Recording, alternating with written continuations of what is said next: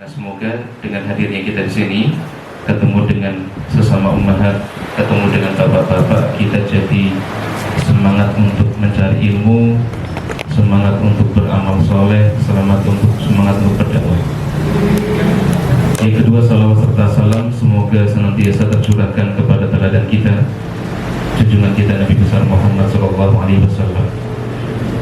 Nah, jemaah sekalian Allah Ta'ala muliakan, di kesempatan pagi hari ini insya Allah kita akan membahas tema yang sangat penting, yaitu kaitannya dengan husnul khotimah. Setiap muslim, setiap mukmin punya cita-cita bisa mendapatkan husnul khotimah. Husnul khotimah itu artinya adalah kesudahan yang baik, mati dalam keadaan baik, mati dalam keadaan bertakwa kepada Allah. Dan ini menjadi cita-cita setiap muslim, siapapun itu. Bahkan para anbiya, para nabi, dan juga orang-orang soleh terdahulu, salah satu di antara cita-cita terbesar mereka itu bisa meninggal dalam keadaan husnul khotimah. Contoh Nabi SAW, Rasulullah SAW, salah satu di antara doa yang beliau ajarkan kepada para sahabat, Rasul mengajarkan doa untuk para sahabat, Allahumma inni a'udzubika an amuta fi sabilika mudbiran. Kata Nabi SAW, aku berlindung kepadamu wahai Allah dari kematian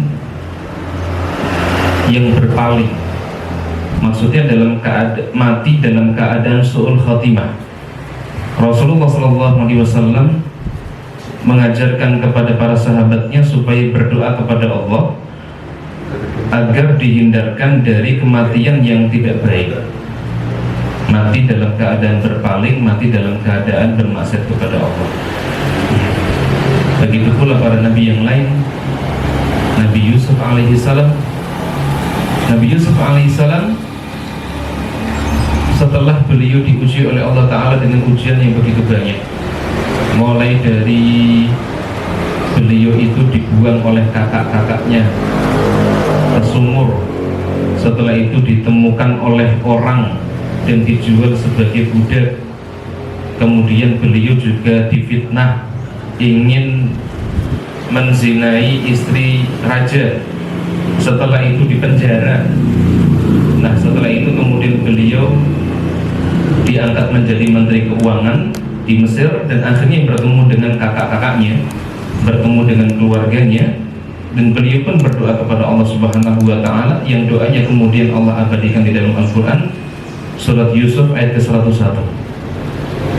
Allah berfirman, Rabbi qad ataitani minal mulki wa 'allamtani min ta'wilil ahadits fatiras samawati wal ard anta waliyyi fid dunya wal akhirah tawaffani musliman wa alhiqni bisolihin.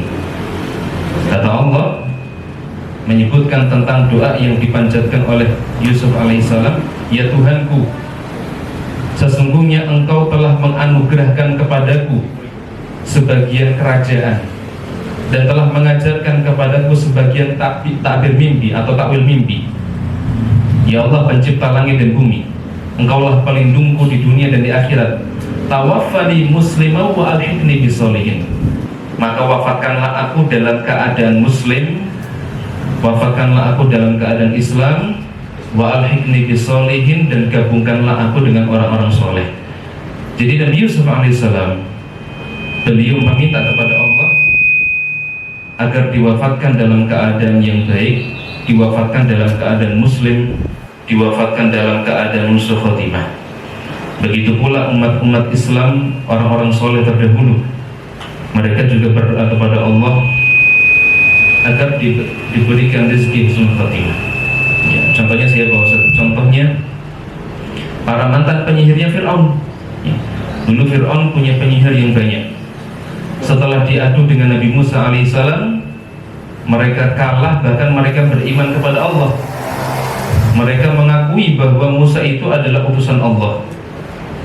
Kemudian setelah itu mereka dihukum oleh Fir'aun, diancam, kaki dan tangannya itu dipotong dalam kondisi menyilang, ya. Kemudian mereka mengatakan sebuah perkataan yang indah yang kemudian Allah Ta'ala abadikan di dalam surat Al-A'raf ayat ke-126, ya, wa ma tanqimu minna illa an amanna bi ayati rabbina lama ja'atna rabbana afrigh alaina sabra wa tawaffana muslimin. Ya. Kata Allah, dan kamu tidak menyalahkan kami, melainkan kami telah beriman kepada ayat-ayat Allah ketika ayat-ayat itu datang kepada kami. Rabbana afrigh alaina sabra, ya Allah ya Tuhan kami, limpahkanlah kesabaran kepada kami, wa tawaffana muslimin, dan wafatkanlah kami dalam keadaan muslim, wafatkanlah kami dalam keadaan berserah diri. Ini diantara doa yang dipanjatkan oleh orang-orang terdahulu, para pengikutnya Nabi Musa alaihissalam. Mereka meminta kepada Allah agar matinya dalam keadaan husnul khatimah. Begitu pula ketika Allah menyebutkan tentang sifat ibadur rahman, orang-orang soleh terdahulu, yang Allah sebutkan di dalam surat Ali Imran ayat ke-193. Ini doa yang sangat masyhur, yang mungkin kita semuanya sudah hafal, ya. Mereka berdoa, Rabbana innana sami'na munadiyan yunadi lil imani an aminu bi rabbikum fa amanna Rabbana faghfir lana dhunubana wa kaffir 'anna sayyi'atina wa tawaffana ma'al abrar, wa kaffir 'anna sayyi'atina wa tawaffana ma'al abrar. Di antara doa yang mereka panjatkan, tawaffana ma'al abrar, ya Allah wafatkanlah kami beserta dengan orang-orang yang berbakti, beserta dengan orang-orang yang taat kepadamu. Nah, Bapak Ibu yang Allah Ta'ala muliakan, kalaulah orang-orang yang Allah Ta'ala muliakan seperti para anbiya, para nabi, serta orang-orang soleh terdahulu, mereka itu minta sama Allah supaya Allah wafatkan mereka dalam keadaan yang baik.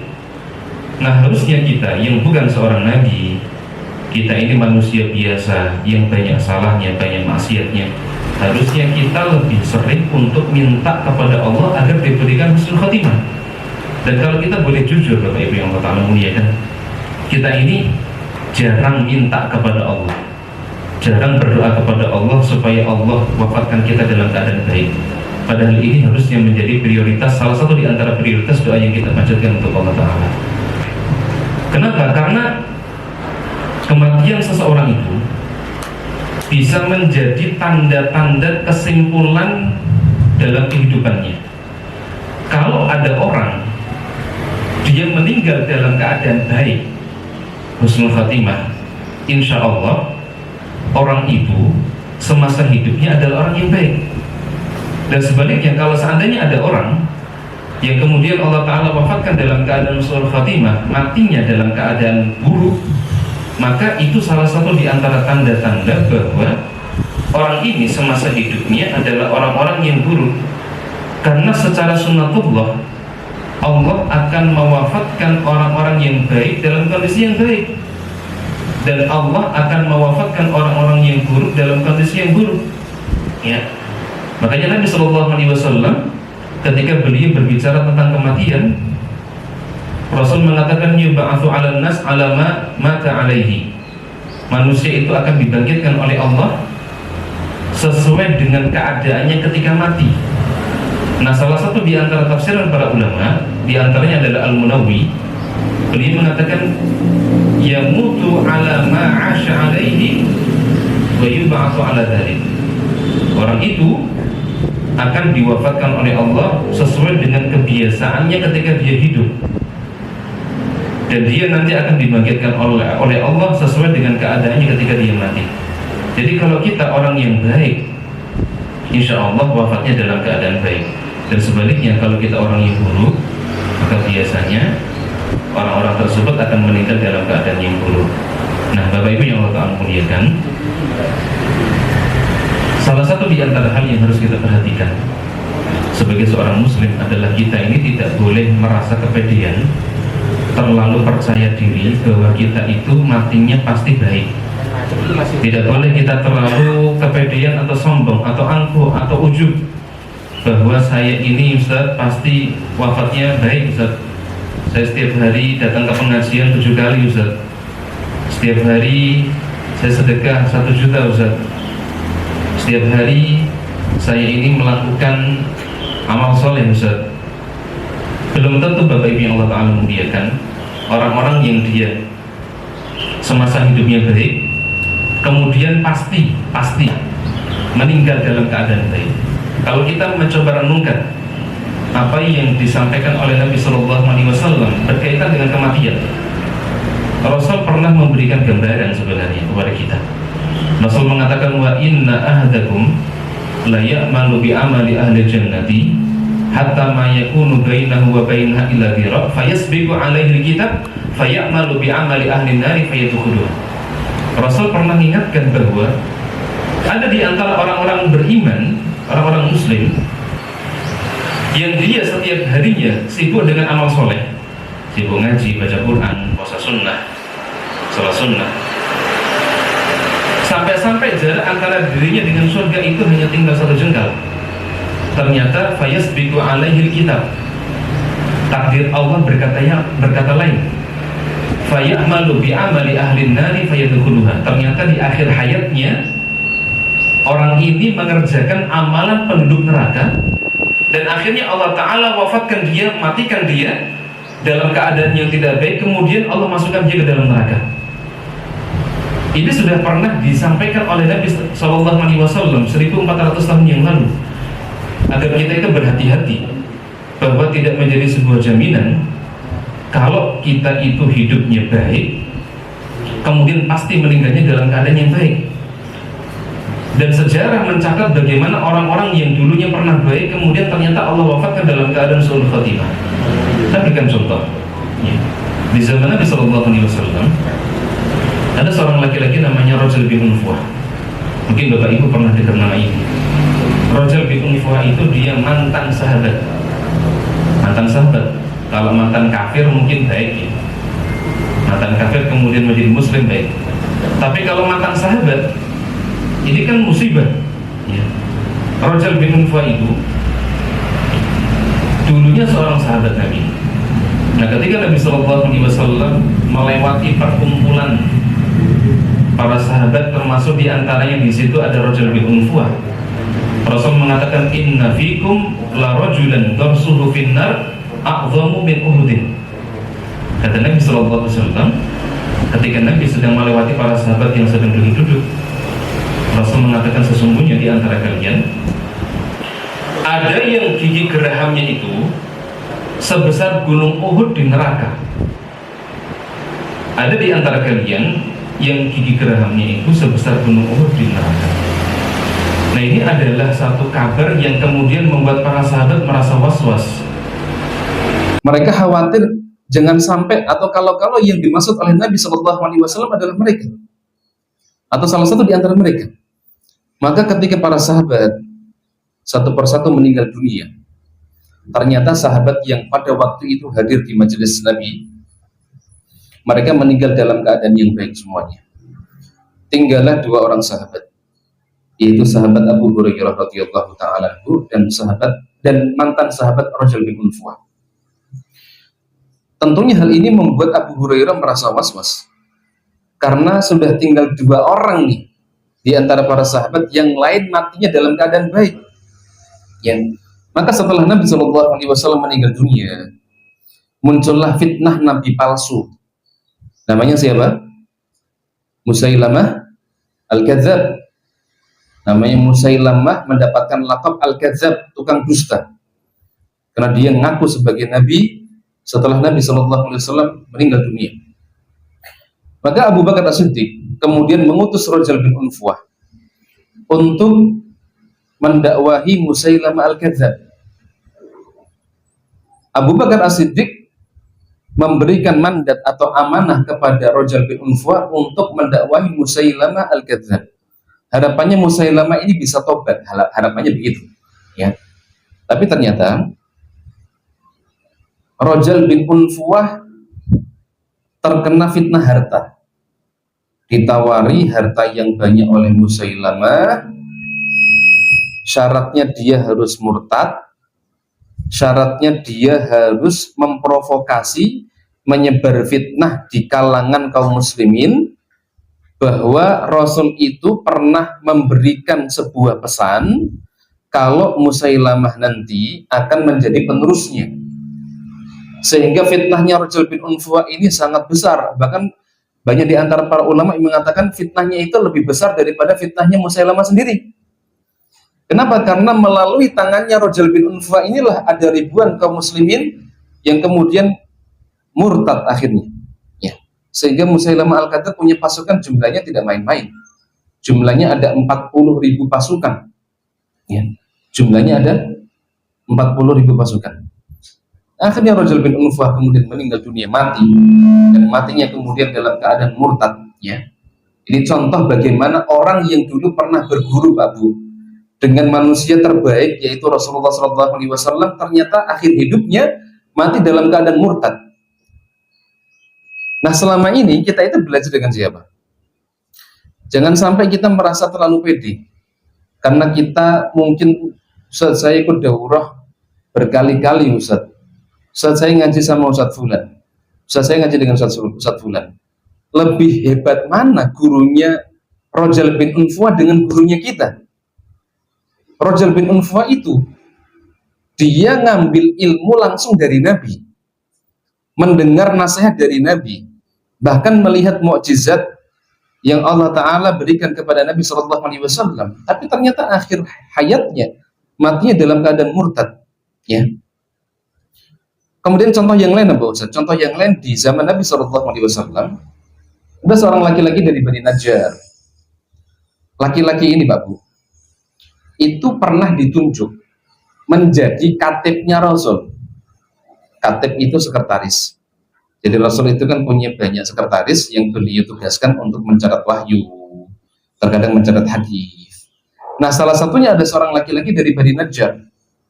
Dulunya dia Nasrani, kemudian mu'allaf masuk Islam. Ya. Nah, kisah ini kemudian disampaikan di sebuah hadis, ya, diriwayatkan oleh sahabat Anas bin Malik radhiyallahu taala. Beliau menyebutkan ada seorang laki-laki dari Bani Najjar. Bahkan laki-laki ini, Pak Bu, disebutkan oleh Anas, dia itu hafal surat Al-Baqarah dan hafal surat Ali Imran. Coba bayangkan, siapa di antara kita yang sudah hafal surat Al-Baqarah dan Ali Imran? Ya. Ini orang, dia masuk Islam, hafal surat Al-Baqarah dan Ali Imran, menjadi sekretarisnya Nabi, yang Rasul perintahkan, amanahkan untuk menulis wahyu. Tapi satu ketika, diceritakan oleh Anas bin Malik, laki-laki dari Bani Najjar ini ternyata dia bergabung atau murtad, kemudian bergabung di kawanan atau kelompok orang-orang Nasrani. Bergabung di kelompok orang-orang Nasrani. Kemudian laki-laki ini dia akhirnya murtad, ya, murtad, dan orang-orang Nasrani merasa bangga. Orang-orang Nasrani merasa senang dengan murtadnya laki-laki ini. Kenapa? Karena dia menganggap bahwa ini orang hebat, ya, keluar dari Muslim, keluar dari Islam, padahal hidupnya bareng dengan Muhammad, ya. Dan akhirnya orang ini atau laki-laki dari Bani Najjar ini meninggalnya dalam keadaan murtad, kemudian dia dibunuh, ya. Dia mengatakan kepalanya dipenggal, ya, kepalanya dipenggal. Dan hadis ini diriwayatkan oleh Imam Bukhari dan Imam Muslim, ya. Coba bayangkan, seorang laki-laki yang pernah bersanding dengan Nabi, menjadi sekretarisnya Rasulullah SAW, ternyata matinya bisa dalam keadaan murtad. Apalagi kita, ya, yang bukan sahabat, yang hidup jauh dari masa Nabi SAW, yang kita ini juga bukan orang alim, bukan ahli ibadah, maka kita dianjurkan oleh Nabi SAW untuk banyak-banyak berdoa agar kita diwafatkan oleh Allah Ta'ala dalam keadaan husnul khatimah. Contoh yang lain siapa, Ustaz? Contoh yang lain, di zaman Nabi ada laki-laki namanya Ubaidillah bin Jahsy. Ubaidillah bin Jahsy pun juga sama, dia mantan sahabat yang bahkan dulu pernah ikut hijrah. Kemana, Ustaz? Hijrah ke Habasyah. Habasyah itu mana? Habasyah itu Ethiopia, negeri yang dipimpin oleh Raja Najasyi. Mayoritas penduduknya itu orang-orang Nasrani.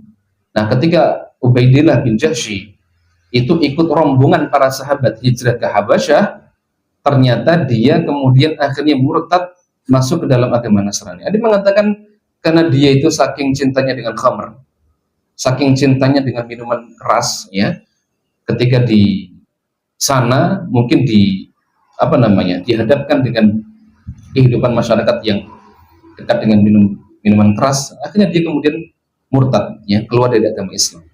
Ini Bapak Ibu yang Allah Ta'ala muliakan, bagaimana kesudahan orang-orang yang dulunya pernah menjadi orang baik ternyata belum tentu menjadi jaminan kalau dia itu matinya dalam keadaan husnul khotimah. Maka sekali lagi, kita ini perlu untuk waspada, kita ini perlu untuk khawatir, dan harapannya kekhawatiran itu semakin membuat kita menambah ibadah dan amal soleh kita, semakin mendekatkan diri kita kepada Allah Subhanahu wa Ta'ala. Karena belum tentu Bapak Ibu yang Allah Ta'ala muliakan, para umat, jilbab yang jenengan pakai, gamis yang jenengan pakai, itu belum tentu menjadi jaminan bahwa kita itu akan mati dalam keadaan husnul khotimah. Atau para bapak selama ini pakai peci, pakai koko, ya, itu belum tentu menjadi jaminan pasti matinya dalam keadaan husnul khotimah. Makanya kita perlu untuk khawatir, kita perlu untuk waspada. Bahkan para sahabat-sahabat Nabi yang mereka adalah orang-orang yang sudah dijamin oleh Allah Ta'ala masuk ke dalam surga pun mereka masih was-was, mereka masih khawatir, jangan-jangan mereka itu matinya dalam keadaan husnul khotimah. Padahal jelas-jelas Rasul itu mengatakan mereka termasuk di antara penghuni surga. Contohnya siapa Ustaz? Contohnya Umar bin Khattab. Umar bin Khattab radhiyallahu ta'ala, Rasulullah sallallahu alaihi wasallam, beliau pernah mengatakan Abu Bakar fil jannah, Abu Bakar masuk surga. Umar fil jannah, Umar masuk ke dalam surga. Wa Uthman fil jannah, Uthman di dalam surga. Wa Ali fil jannah, Ali masuk ke dalam surga. Jadi jelas-jelas Rasul mengatakan bahwa Umar itu termasuk penghuni surga. Bahkan Rasul di dalam satu hadis, beliau pernah menceritakan, dalam satu hadis yang diriwayatkan oleh Bukhari Muslim, beliau pernah menceritakan bahwa satu ketika beliau pernah mimpi, kemudian di mimpi beliau seolah-olah beliau itu melihat gambaran surga. Kemudian beliau di situ melihat ada seorang wanita sedang berwudu di sebuah istana yang sangat indah di surga. Maka Nabi Shallallahu Alaihi Wasallam kemudian bertanya kepada perempuan ini, apa kata Nabi? Rasul mengatakan, liman hadal qasr, ini istana punya siapa, kata Rasulullah. Ya. Maka para perempuan, ya, atau orang-orang yang pada waktu itu berwudu di istana tersebut, faqalu, mereka mengatakan, li Umar bin Khattab, istana ini adalah istana miliknya Umar bin Khattab. Jadi Umar dijamin oleh Allah masuk ke dalam surga. Tapi ternyata jaminan masuk ke dalam surga tidak membuat beliau itu merasa tenang, pede bahwa beliau itu nanti matinya dalam keadaan baik atau husnul khotimah. Ya. Oleh karenanya, ketika Umar bin Khattab mendengar bahwa Rasul itu pernah memberikan nama-nama orang-orang munafik yang ada di kota Madinah kepada sahabat Hudzaifah ibnul Yaman, Umar merasa khawatir, jangan-jangan beliau itu termasuk di antara orang-orang yang disebutkan namanya oleh Nabi dan termasuk di antara orang-orang munafik. Makanya Umar kemudian memberanikan diri untuk bertanya kepada Hudzaifah ibnul Yaman. Padahal sebelumnya Hudzaifah itu beliau tidak pernah mau menceritakan siapa nama-nama orang yang disebutkan oleh Rasulullah, karena dipaksa sama Umar. Apakah saya termasuk di antara orang-orang munafik itu? Akhirnya dengan terpaksa Hudzaifah kemudian memberitahu bahwa Umar bukan termasuk orang-orang munafik yang disebutkan oleh Rasulullah. Ya, ini contoh bagaimana orang semulia Umar pun khawatir matinya nanti dalam keadaan tidak baik. Ya. Contoh yang lain siapa Ustaz? Contoh yang lain ada sahabat Nabi Abu Bakar As-Siddiq, ya, Khalilur Rasul, kekasihnya Rasul, atau Hamdalah, ya, Hamdalah juga sahabat yang mulia. Ya. Jadi ada kisah menarik. Hamdalah itu, beliau pernah ketemu dengan Abu Bakar. Ya. Ketika ketemu dengan Abu Bakar tanya, "Kaifa haluki Hamdalah?" Hamdalah, bagaimana kabarmu hari ini? Jawabannya Hamdalah, nafaq Hamdalah. Hamdalah sudah munafik, kata Hamdalah. Hamdalah sudah munafik. Nah, jawaban ini tentunya membuat Abu Bakar merasa heran. Ya, kok bisa-bisanya Hamdalah itu menyebut dirinya sendiri munafik? Ya. Maka Abu Bakar kemudian bertanya, Subhanallah, madza taqul ya Hanzalah? Subhanallah, apa yang kamu ucapkan wahai Hanzalah? Maka Hanzalah kemudian menceritakan, saya merasa munafik karena ketika aku bersama dengan Nabi Shallallahu Alaihi Wasallam, semangatku untuk ibadah itu kemudian naik dan meningkat, seakan-akan surga dan neraka itu ada di hadapan mataku. Tapi ketika berpisah dengan Nabi, balik kepada anak istri, saya dilalaikan dengan dunia, lalai dengan akhirat. Maka saya mengira bahwa diri saya munafik. Ternyata apa yang diucapkan oleh Hanzalah itu sama persis dengan apa yang dirasakan oleh Abu Bakar. Maka Abu Bakar mengatakan, sama. Saya juga merasakan hal yang demikian. Kalau saya bersama dengan Nabi, itu seakan-akan surga dan neraka itu di hadapan saya. Tapi kalau saya pisah dengan Nabi, kumpul dengan anak istri, lali. Akhirnya mereka berdua kemudian menghadap Nabi Shallallahu Alaihi Wasallam dan menyampaikan kegelisahan, ya, jangan-jangan mereka itu termasuk orang-orang munafik. Ya. Ini contoh bagaimana sahabat semulia Abu Bakar masih khawatir terhadap dirinya itu bagian dari orang-orang munafik yang nanti matinya itu mati dalam keadaan tidak baik. Alhamdulillah pun juga sama. Ya, makanya Bapak Ibu yang Allah Taala muliakan, jangan pernah merasa bahwa kita itu pasti ya, meninggalnya dalam keadaan husnul khatimah. Tetap kita berusaha untuk memperbaiki diri terus, minta petunjuk kepada Allah, minta hidayah kepada Allah. Bahkan kita berdoa kepada Allah dengan doa khusus yang diajarkan oleh Rasulullah agar kita itu diwafatkan oleh Allah Ta'ala dalam keadaan husnul khatimah. Nah, jamaah yang Allah Ta'ala muliakan, agama kita, agama Islam itu memerintahkan agar kita itu mencari husnul khatimah. Jadi Allah menyuruh kepada hamba-hambanya agar mencari husnul khatimah. Di antaranya adalah apa yang Allah Ta'ala firmankan di dalam surat Ali Imran ayat ke-102. Ini adalah ayat yang sangat masyhur, yang sering kita dengar.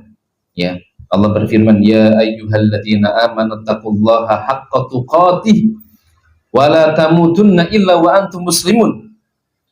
Kata Allah Ta'ala, wahai orang-orang yang beriman, bertakwalah kalian kepada Allah dengan sebenar-benar takwa.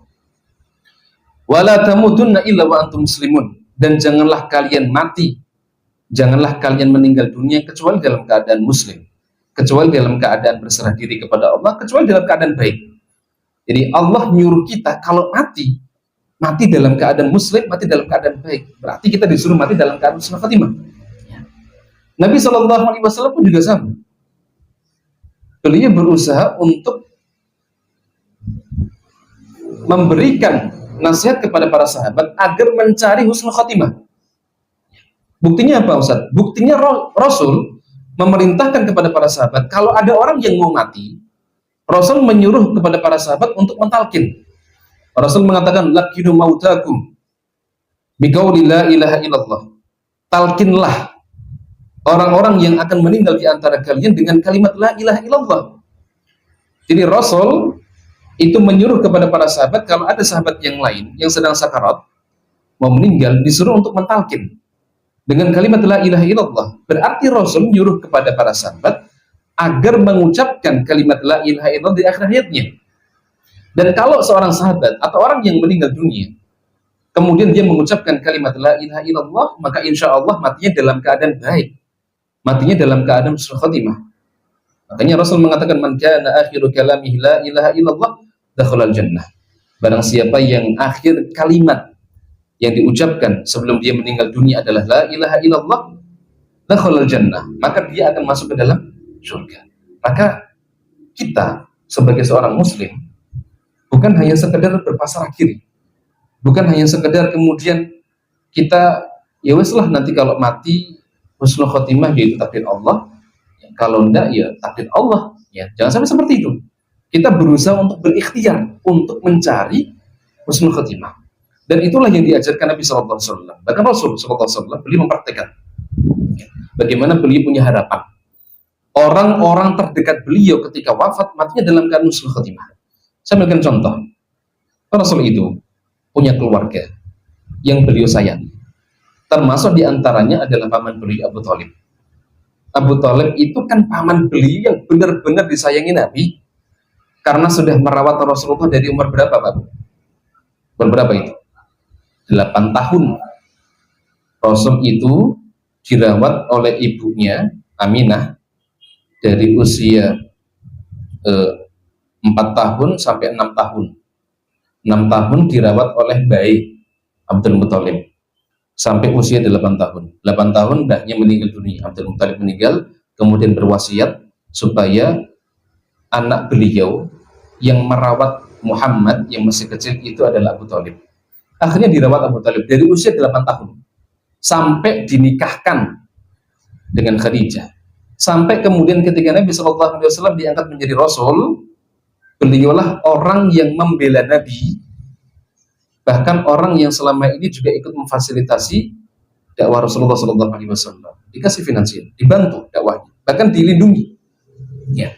Makanya ketika Nabi SAW itu melihat paman beliau Abu Thalib dalam keadaan sakarat, mau meninggal dunia, beliau berikhtiar bagaimana caranya biar Abu Thalib itu matinya, wafatnya dalam keadaan husnul khotimah. Ya, makanya Rasulullah SAW kemudian beliau mendatangi Abu Thalib. Ya, beliau mendatangi Abu Thalib dan ternyata di sisi Abu Thalib sudah ada 2 orang kafir itu. Sudah ada Abu Jahal dan Abdullah bin Umayyah. Ya, ada Abu Jahal dan Abdullah bin Umayyah. Tapi Nabi SAW tetap berusaha bagaimana caranya biar pamannya masuk Islam. Makanya Rasul mengatakan, ya ammi, qul la ilaha illallah, kalimatan uhajju laka biha indallah. Wahai pamanku, ucapkan kalimat la ilaha illallah, di mana kalimat ini akan menjadi hujjah bagiku di hadapan Allah bahwa Anda telah muslim, Anda telah masuk Islam. Jadi Rasulullah berusaha untuk mentalkin pamannya supaya mengucapkan kalimat la ilaha illallah. Itu ikhtiarnya Nabi, usahanya Nabi. Ya. Meskipun akhirnya Rasulullah SAW gagal di dalam membimbing pamannya untuk mengucapkan kalimat syahadat. Kenapa? Gara-gara diantaranya adalah Abu Jahal. Ya, Abu Jahal kemudian ngompor-ngompori, dibentur-benturkan dengan tradisi nenek moyang. Abu Jahal mengatakan, ya Abu Thalib, atarghabu an millati Abdul Muthalib. Wahai Abu Thalib, apakah ente benci? Apakah kamu benci dengan milah, dengan agama yang telah dibawa oleh bapakmu Abdul Muthalib? Akhirnya nggak jadi masuk Islam. Gara-gara siapa? Gara-gara Abu Jahal dan Abdullah bin Umayyah. Dan Nabi SAW tetap berusaha untuk bagaimana caranya supaya pamannya itu mendapatkan kebaikan. Sehingga Rasul mengatakan, la astaghfiranna laka ma lam unha anhu. Kata Nabi, sungguh aku akan tetap memohonkan ampun untuk dirimu wahai pamanku, ma lam unha anhu, selama aku itu tidak dilarang untuk meminta kepada Allah. Meskipun akhirnya Nabi SAW ditegur oleh Allah Ta'ala dengan turunnya surat At-Taubah ayat ke-113, ya, yang menjelaskan tidak pantas, ya, bagi seorang Nabi dan juga orang-orang yang beriman, mereka minta ampun bagi orang-orang musyrik, ya, orang-orang musyrik yang sudah mati meskipun memiliki hubungan kekerabatan. Ya, makanya para ulama kemudian mengambil pelajaran, kalau misalkan kita punya keluarga, baik itu orang tua, kakak, adik, adik, bude, yang matinya dalam keadaan kafir, matinya dalam keadaan non-muslim, maka tidak boleh bagi kita untuk minta ampun kepada mereka. Nah, ini diantara contoh bagaimana Rasul mengikhtiarkan supaya paman beliau itu matinya dalam keadaan yang baik, mati dalam keadaan husnul khotimah. Ya, contoh yang lain apa Ustaz? Contoh yang lain ada seorang ulama salaf, namanya Abu Zur'ah. Abu Zur'ah itu Bapak Ibu yang Allah Ta'ala muliakan. Beliau seorang ulama yang luar biasa. Hafalan hadisnya banyak. Bahkan Imam Ahmad beliau pernah mengatakan, aku itu menggantikan sholat-sholat sunnah yang biasa aku kerjakan dengan cara muzakarah bersama dengan Abu Zur'ah. Jadi beliau terkadang ganti sholat sunnah, ya. Itu dengan cara apa? Dengan cara muzakarah hadis dengan Abu Zur'ah. Itu Imam Ahmad. Jadi beliau seorang ulama wabil khusus ulama dalam bidang hadis. Nah, ketika beliau itu sedang sakit, ya, dalam keadaan sakarat mau meninggal dunia, ya, orang-orang itu berkumpul, para ulama juga berkumpul, ya, dan mereka berkumpul pengen membimbing Abu Zur'ah supaya mengucapkan kalimat la ilaha illallah di akhir hayatnya. Tapi karena mereka itu malu, Abu Zur'ah ini seorang alim kok, masa kita bimbing untuk mengucapkan kalimat la ilaha illallah. Akhirnya mereka berusaha untuk mencari cara bagaimana mereka itu tetap bisa bimbing Abu Zur'ah tanpa merendahkan atau dengan tetap menghormati Abu Zur'ah sebagai seorang ulama kibar. Ya. Akhirnya apa? Mereka, ya, para ulama termasuk diantaranya Abu Ja'far At-Tusturi, ya, beliau mengisahkan di situ ada berkumpul banyak ulama, ya. Kemudian mereka itu pura-pura membacakan sebuah hadis dengan sanadnya, kemudian mereka itu pura-pura lupa isi hadisnya. Ya. Hadis itu berbicara tentang perintah untuk mentalkin orang yang mau meninggal dunia. Lakinu mautakum biqauli la ilaha illallah. Akhirnya karena pakai cara itulah kemudian akhirnya Abu Zur'ah, ya, beliau mengucapkan kalimat la ilaha illallah tanpa tanpa khawatir beliau itu tersinggung. Ya. Coba bayangkan seorang ulama kibar yang sudah diakui keilmuannya, ulama-ulama yang lain pun yang hidup sezaman dengan beliau masih berikhtiar supaya ulama tersebut diantaranya Abu Zur'ah itu ketika akan meninggal mengucapkan kalimat la ilaha illallah. Ini diantara bukti-bukti contoh-contoh bagaimana semangatnya para ulama itu, mereka mencari husnul khotimah bukan hanya untuk dirinya, termasuk diantaranya adalah untuk orang-orang yang hidup di zamannya, begitu. Nah, Bapak Ibu yang Allah Ta'ala muliakan, ya, oleh karenanya ya kita sekali lagi sebagai seorang muslim itu harus berikhtiar bagaimana agar kita itu bisa meninggal dalam keadaan yang baik, meninggal dalam keadaan husnul khotimah, dan kita perlu untuk mengusahakan. Nah, di antara sebab-sebab yang mungkin bisa kita tempuh supaya kita bisa mendapatkan husnul khotimah, di antaranya adalah satu, senantiasa bertakwa kepada Allah Subhanahu wa taala. Senantiasa bertakwa kepada Allah Ta'ala. Nah, Bapak Ibu yang Allah Ta'ala muliakan, kematian itu adalah sebuah kepastian. Yang tidak pasti itu adalah kita itu nanti meninggalnya dalam keadaan apa? Itu yang kita tidak tahu. Kalau mati, pasti mati. Saya, jenengan, semuanya pasti mati. Orang kaya, orang miskin, orang soleh, orang toleh, semuanya pasti mati. Yang tidak pasti dan kita belum tahu keadaannya itu adalah kita itu nanti akan meninggal dalam kondisi apa? Apakah dalam keadaan baik, dalam keadaan beribadah, atau karena naudzubillah dalam keadaan bermaksiat kepada Allah Subhanahu wa taala.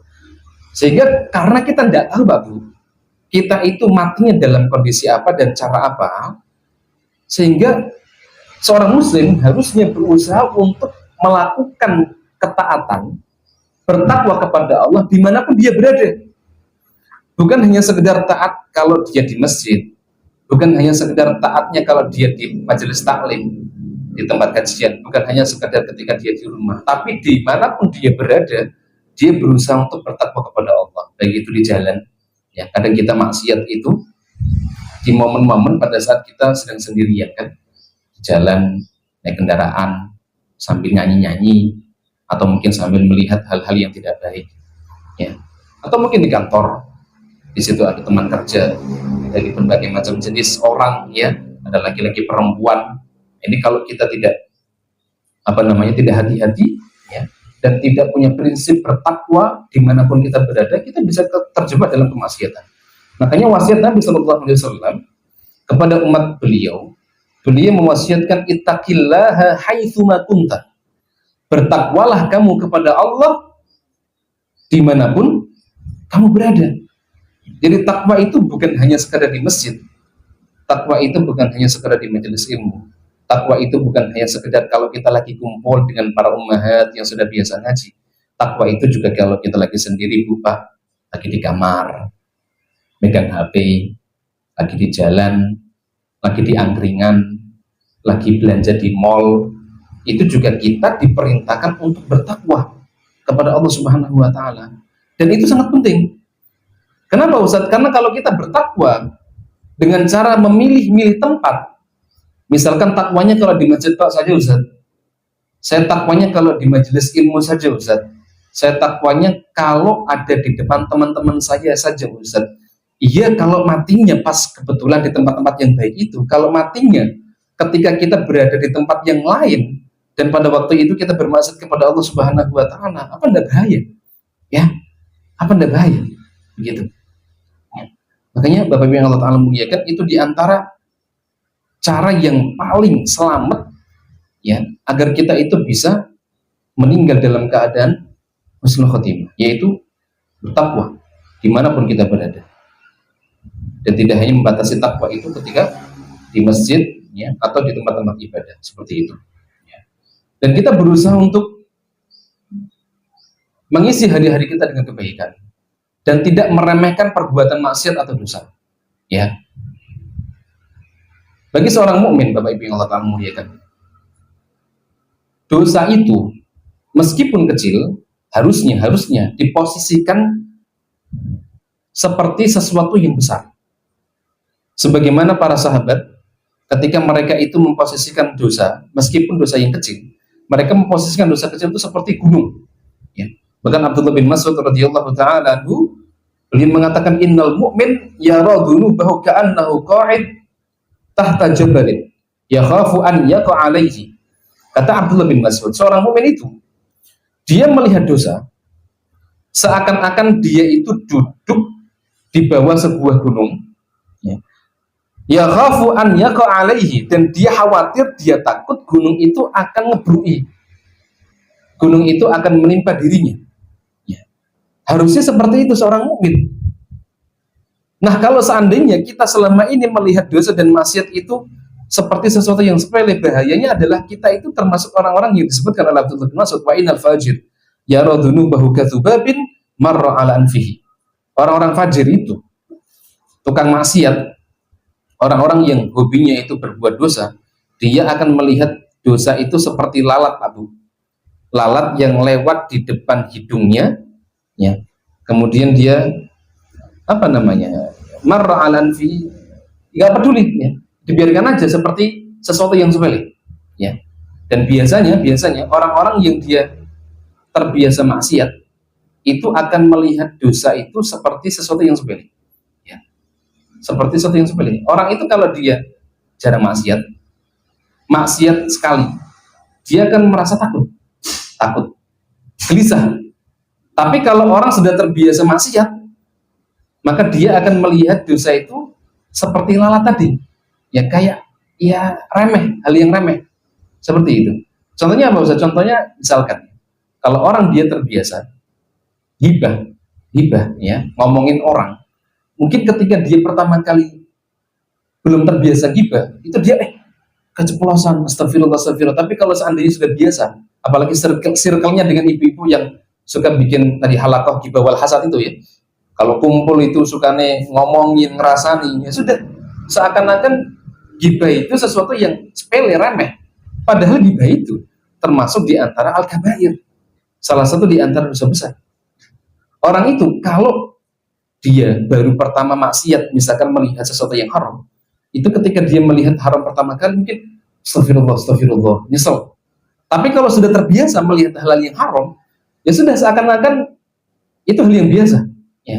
Makanya Bapak Ibu kalau misalkan hobi nonton film, apalagi drakor yang ya buka aurat itu kan, auratnya kebuka, mungkin ya pertama kali coba melihat astagfirullah sambil pura-pura merem ya. Tapi kalau terbiasa ngelihat, nonton, kemudian di situ banyak aurat perempuan terbuka, akhirnya merasa oh biasa, apa-apa, seperti itu. Nah, sahabat Anas bin Malik radhiyallahu taala, beliau pernah menyampaikan ya, bagaimana kondisi para sahabat Nabi. Beliau mengatakan, innakum la ta'maluna a'malan hiya adaq fi a'yunikum minasy-sya'r in kunna na'udduha ala ahdi Nabi sallallahu alaihi wasallam al-mubiqat. Kata Anas bin Malik, beliau menceritakan bagaimana toh gambaran para sahabat itu ketika mereka itu menyikapi sebuah kemaksiatan atau perbuatan dosa. Anas mengatakan begini, sesungguhnya kalian itu mengerjakan amalan dosa di hadapan kalian, itu seakan-akan dosa itu bentuknya itu tipis seperti rambut ya. Akan tetapi kami di masa hidup bersama dengan Nabi SAW itu menganggap dosa itu seperti sesuatu yang besar, Jadi dosa kecil itu seperti satu yang besar. Ini perbedaan antara para sahabat dengan orang-orang zaman sekarang.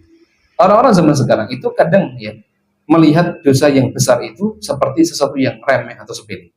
Ya. Sedangkan orang-orang di zaman Nabi, dosa kecil saja itu sudah dianggap sebagai sesuatu yang besar. Bahkan disebut sebagai mubikot. Mubikot itu sesuatu yang membinasakan. Makanya Rasul ketika menjelaskan tentang dosa-dosa besar, Rasul mengatakan ijtanibu as-sab'al mubikot. Jauhilah kalian 7 dosa yang membinasakan, kata Rasulullah. Yang tadinya Ustaz ada sihir, ada syirik, ya, ada sihir, ada makan harta riba, makan harta anak yatim, ya, apalagi itu, lari dari medan perang, menuduh perempuan baik-baik sebagai tukang zina, itu dosa-dosa yang membinasakan. Disebut oleh Rasulullah as-sab'a al-mubiqat, 7 dosa yang membinasakan. Nah, para sahabat itu melihat dosa-dosa kecil di zaman mereka itu sebagai al-mubiqat, ya, dosa-dosa yang besar, dosa-dosa yang membinasakan, seperti itu. Jadi sekali lagi, Bapak Ibu yang Allah Ta'ala muliakan, poin yang pertama, di antara sebab-sebab yang bisa menggiring kita untuk bisa mendapatkan husnul khotimah adalah bertakwa kepada Allah dimanapun kita berada. Kalau kita membiasakan diri dengan kebaikan, dengan bertakwa kepada Allah, insya Allah Allah akan wafatkan kita dalam keadaan baik. Ada satu hadis yang mungkin bisa kita renungkan, ya. Rasul mengatakan begini, Bapak, idza aradallahu ta'ala bi'abdin khairan ista'malahu. Allah itu kalau menghendaki kebaikan atas hamba-hambanya, ista'malahu, maka Allah akan mempekerjakannya. Allah akan mempekerjakannya. Maka para sahabat bertanya, wa kaifa yasta'miluhu ya Rasulullah? Bagaimana cara Allah mempekerjakan kita, wahai Rasulullah? Maka Rasul mengatakan, qala yuwaffiquhu li'amalin shalihin qabla mauti. Allah akan memberikan taufik kepada seorang hamba untuk beramal soleh sebelum dia mati, sebelum Allah mencabut nyawanya. Rawahu Ahmad wa Tirmidzi wa shahahahu Al-Albani. Hadis ini diriwayatkan oleh Imam Ahmad, Imam Tirmidzi, dan disesuaikan oleh Al-Albani. Jadi kalau kita sibuk, Pak Bu, hari ini, waktu kita merasa sempit, waktu kita merasa kurang-kurang karena kita itu disibukkan dengan kebaikan, semoga itu bagian dari alamat atau tanda bahwa Allah itu menginginkan kebaikan untuk kita. Dan harusnya kita merasa khawatir kalau Bapak Ibu waktunya lebih banyak kosong, lebih banyak nganggur, kemudian diisi dengan hal-hal yang tidak baik. Misalkan contohnya Pak Ustaz, seharian dolanan HP, ya, buka YouTube, dan yang dibuka mungkin ya video-video yang tidak ada faedahnya. Harusnya yang seperti itu kita khawatir. Atau Bapak Ibu misalkan disibukkan dengan nonton TV, ya, melihat acara-acara yang tidak ada manfaatnya, tidak ada faedahnya, itu yang harusnya takut, ya. Para ulama mengatakan min alamati iradillahi ta'ala an yushghilahu bima la ya'ni. Di antara tanda Allah itu berpaling dari seorang hamba adalah ketika hamba tersebut Allah sibukkan dengan perkara-perkara yang tidak dimanfaati.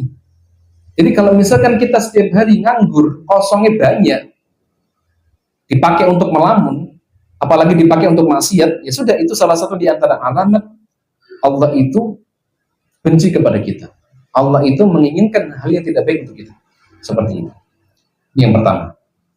Yang kedua, di antara cara sebab-sebab untuk bisa mendapatkan husnul khotimah adalah memperbanyak mengingat mati. Memperbanyak mengingat mati. Bapak Ibu yang Allah Ta'ala muliakan, orang-orang yang dia sering mengingat mati, maka dia akan selalu diingatkan bahwa hidupnya itu hanya sementara, bahwa dia itu pasti akan mati. Kalau dia ingat terus bahwa dirinya itu pasti mati, dunia itu cuma sementara, maka orang ini akan berusaha semaksimal mungkin agar waktunya itu tidak tersia-siakan untuk hal-hal yang tidak baik. Kenapa? Karena dia ingat bahwa besok itu saya mati, atau mungkin bahkan hari ini saya akan mati, ya.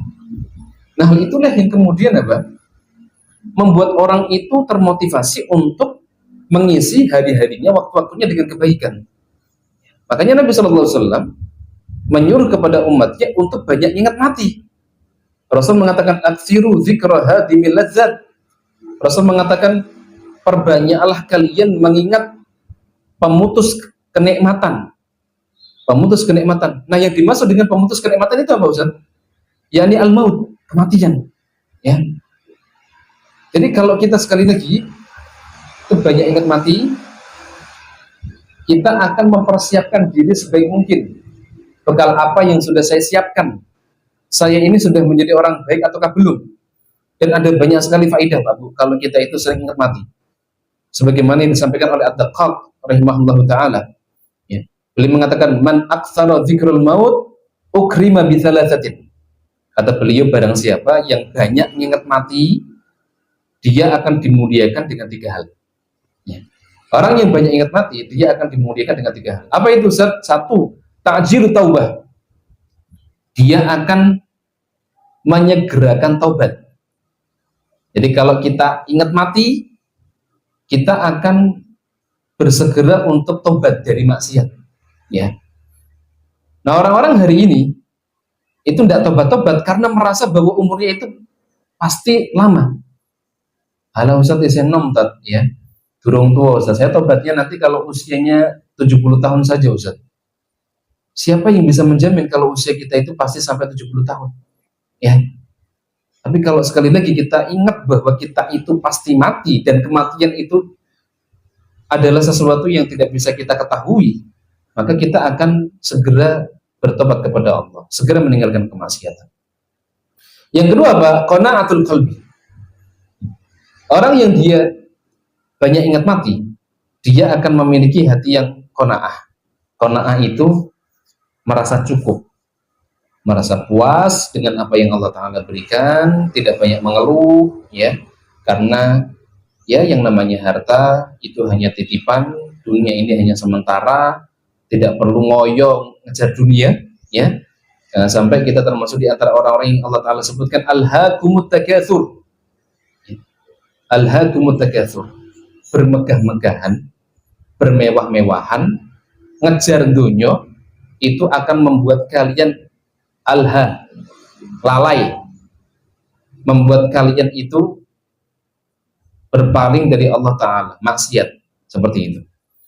Jadi kita akan memiliki hati yang qanaah kalau seandainya kita itu banyak ingat mati, merasa cukup, tidak banyak protes, tidak sering kufur, banyak bersyukur kepada Allah Subhanahu wa Ta'ala. Dan itu yang dicontohkan oleh Nabi Sallallahu Alaihi Wasallam. Rasul, beliau orang yang qanaah, beliau orang yang tidak protes, ya. Beliau orang yang merasa cukup. Makanya ketika beliau sedang tidur di sebuah tikernya kasar, ada Abdullah bin Mas'ud lewat, melihat Rasul, seorang pemimpin negara, seorang kepala negara, seorang manusia yang paling mulia, itu tidur di bawah pohon kurma beralaskan tikar kasar. Beliau pengen mengganti tikar kasarnya Rasul dengan tikar yang jauh lebih halus, ya. Maka Rasul mengatakan, ya Abdullah, mali wa mali dunya, ma ana fid dunya illa karakibin istadalla tahta syajaratin thumma raha wa taraka. Kata Rasulullah SAW, wahai Abdullah, apa urusanku dengan dunia ini? Ma ana fid dunya illa karakibin. Bagiku dunia itu seperti seorang rakib. Rakib itu pengendara atau pengelana atau apa namanya, musafir. Istadalla tahta syajaratin, kemudian dia berteduh di bawah sebuah pohon. Tsumma roha, setelah itu dia istirahat. Wa taraka, setelah itu dia tinggalkan. Jadi dunia itu, kata Nabi SAW, itu ibarat seperti orang yang mampir, sedelok tok, ya, seperti orang yang dia istirahat di sebuah pohon. Setelah dia merasa cukup dengan istirahatnya, ditinggal. Seperti itu. Itu Rasulullah SAW mengajarkan qanaah. Kemudian apalagi Ustaz? Nasyatul ibadah. Di antara manfaat orang yang dia banyak ingat mati, itu nasyatul ibadah. Ibadahnya jadi semangat, ya. Ibadahnya jadi semangat, ya. Kenapa? Karena dia tahu bahwa dia itu pasti mati, dan nanti akan bertemu dengan Allah, maka dia harus mempersiapkan diri sebelum bertemu dengan pangerannya, sebelum bertemu dengan Rabbnya. Sehingga apa? Akhirnya dia berusaha untuk memperbanyak ibadah, menghindari maksiat. Kalau melihat satu kemaksiatan, melakukan kemaksiatan, segera istighfar. Bukan berarti kita ini pasti terbebas dari maksiat, tidak, ya. Kita yang namanya orang, ya, pasti melakukan kemaksiatan, tapi kita disuruh untuk segera taubat. Ini diantara faidah kalau kita itu banyak mengingat mati, ya. Nah, saking pentingnya mengingat kematian, Bapak Ibu yang Allah Ta'ala muliakan, sampai-sampai Nabi SAW atau Allah Ta'ala itu merubah sebuah hukum yang awalnya tidak boleh menjadi boleh, yang awalnya haram menjadi halal, bahkan disunahkan. Apa itu, Ustaz? Ziarah kubur. Ziarah kubur itu kan awalnya tidak boleh, ya.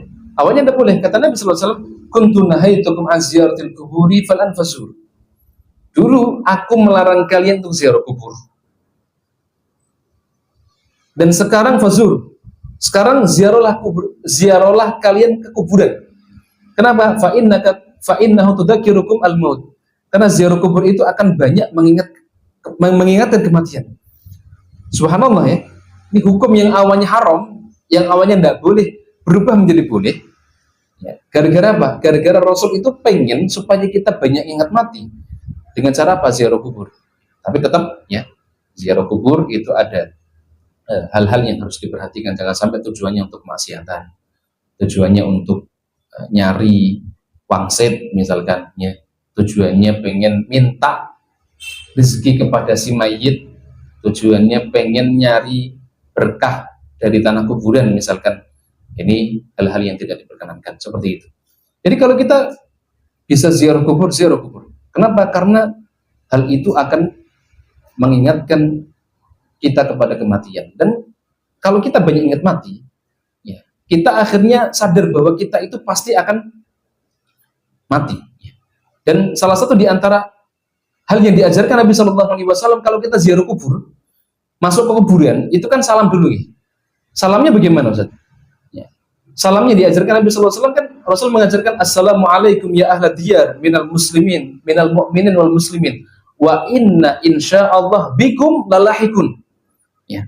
Rasul mengatakan salam keselamatan atas penghuni kuburan, ya, dari kaum mukminin dan kaum muslimin.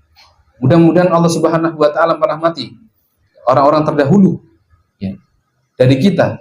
Wa inna insyaallah bikum lalahikun, dan kita insyaallah bikum, kepada kalian lalahikun, akan bertemu, ya.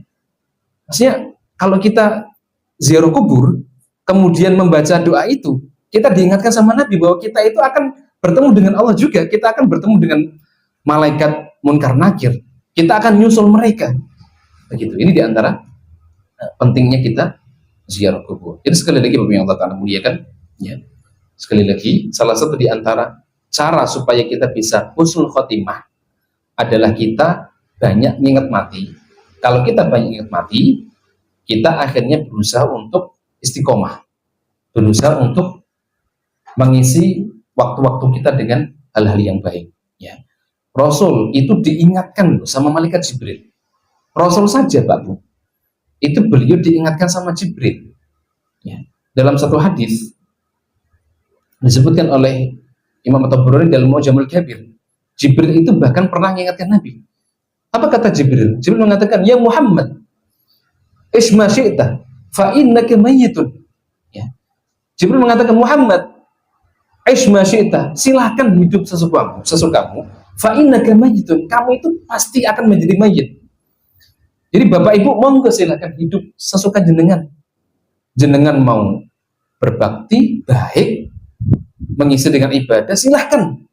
Kalau mau mengisi dengan kemaksiatan juga silahkan. Tapi ingat, fa innaka mayyitun, pasti kalian akan mati. Kita nanti akan mati. Rasul mengatakan, Jibril mengatakan lagi, wa ahbib ma syi'ta fa innaka mufariquhu. Ya. Muhammad, silakan kamu cintai siapa yang mau kamu cintai. Kamu mau senang sama istrimu, silakan. Mau cinta sama anakmu, silakan. Cinta sama pamanmu, silakan. Fa innaka mufariquhu. Tapi ingat, kamu itu pasti akan berpisah dengan dia.